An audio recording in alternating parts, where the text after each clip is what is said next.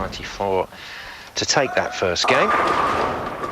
And in game 2, didn't open up with the strike she was looking for, so some of the omens towards the end of that first game on that lane, unfortunately not being carried through.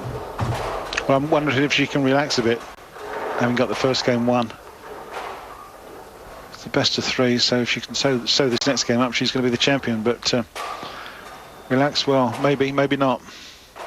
I think ominously for Zara was the fact that Caroline did make a few changes in consultation with coach Sandy Lowe, and actually got up and threw 3 strikes to finish off game 1. Now that will have buoyed her confidence, and it certainly looks like Canada have made a good call both on line and equipment. Now, can she carry this through to the top of game 2? And remember, if it ends up as 1 apiece, then we go into a tiebreaker game. Yeah, extra time will be playing. It is a ball change indeed. And Caroline. Oh, look at the movement on that. That hit right back. Absolutely, yeah. Much more aggressive ball and a much more aggressive finish into the pocket. Carrying all 10 pins. What a great shot that was. Here we see smooth style, steady at the line, holds the position, and look at that. Whack, right in the pocket. Great looking shot. Lovely to see that reaction, and if the bowler can control it, then always a good chance of really racking up those strikes. I think that will have made Zara very worried indeed.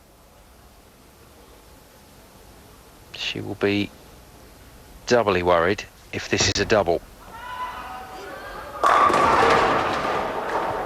Not quite as strong into that pocket. You saw there the ball just drifting back in rather than really cutting in. Yeah, it didn't snap in the back end, is the phrase that we use. But it was a good-looking shot. So it's 2 in a row.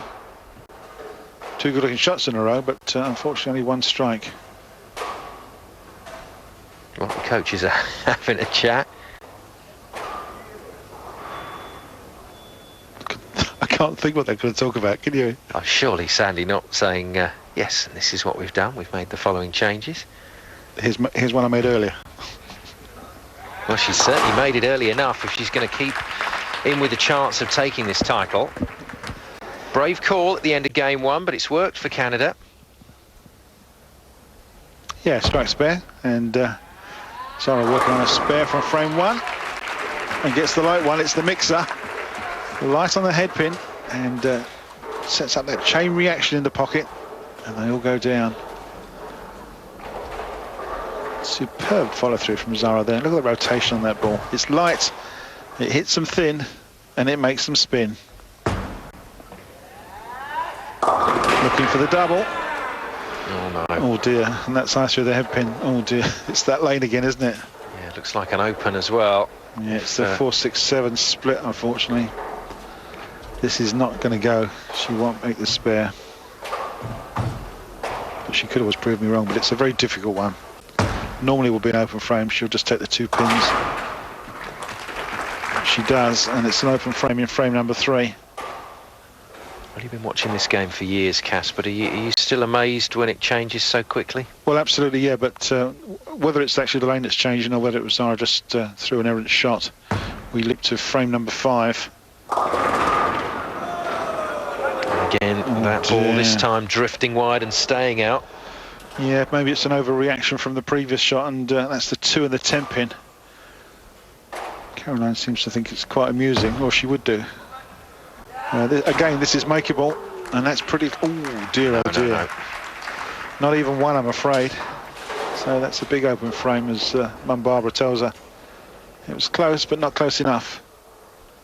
Well, definitely the turning point in game 2, and from there on, Zara Giles was always in trouble and was almost powerless to do anything about stopping this game going into a tiebreaker. And the trouble is, once your confidence and your line deserts you, it's very tough to get it back in these short format finals. High through the headpin in the 9th frame. Leaves the 3 and the 10 pin standing. She has thrown 2 strikes in this game, but those 2 open frames have done damage indeed. She's going to be struggling here to get anywhere near 200. It's been a real jinx on lane 41 for Giles. She just can't seem to find the strikes there. Makes the spare nicely, but the spare's not what she needs. You can just see the replay of that spare. 3-pin and the 10-pin. Puts the ball right between.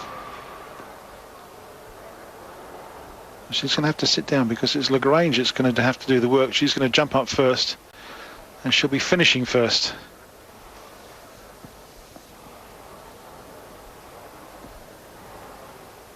Looks pretty settled now. Body language is very different from Caroline. Well, a good shot here, and it's, will bring the scores almost level. And then she'll have the 10th frame, and whatever she does in the 10th frame, Zara will have to duplicate. And she's moved a little bit wider, and she's carried all 10. That's noticeable. She's moved slightly to the right on the lane. She's given the ball a little bit more angle. She's not playing straight down the lane. Just moved to the right slightly with that after that ball change. Angling the ball in, and it's coming up very nicely from the outside. Perfect angle. Carries all 10. 9th frame. Now she's going to have to move across the lane 41 and finish big. This is her opportunity. Because if she loses this one, she loses the championship. So she knows exactly what she's got to do. And there are possibilities. If she can strike once or twice, she could shut out Zara Giles in the 10th frame. Oh, she'll take that. Oh, excellent, yeah. That's 2 strikes. She's doubled, 9th and 10th. Earns herself 2 bonus balls, or 2 extra balls in the 10th frame. Just watch this one. Not quite as wide as before, but the angle's perfect. Just sets up that chain reaction and a slap of the hands, a couple of low 5s there. This is the biggest ball of the game for her. Oh, dear. Superb. Oh, she's throwing it so confidently and so strong now. Certainly smooth enough, and that's going to shut out Zara, I'm afraid. Caroline here is going to go through the 200 barrier, and Zara's going to have to make some strikes, and I think it's going to be too late for her. So it's Caroline that's riding the crest of a wave. Not massive scoring by either bowler by their high standards, but this has come down to a real toe-to-toe slugfest between these two. This is just about getting the score that will beat your opponent. And both players grinding it out. But Lagrange has found some good form towards the end of this second game. And that bodes well for the tiebreaker. Well, it just leaves that 7. Well, it's a score of 210, and that I think is going to be good enough because unfortunately Zara can only spare on the first ball of the 10th and strike for a 181, so it's 1.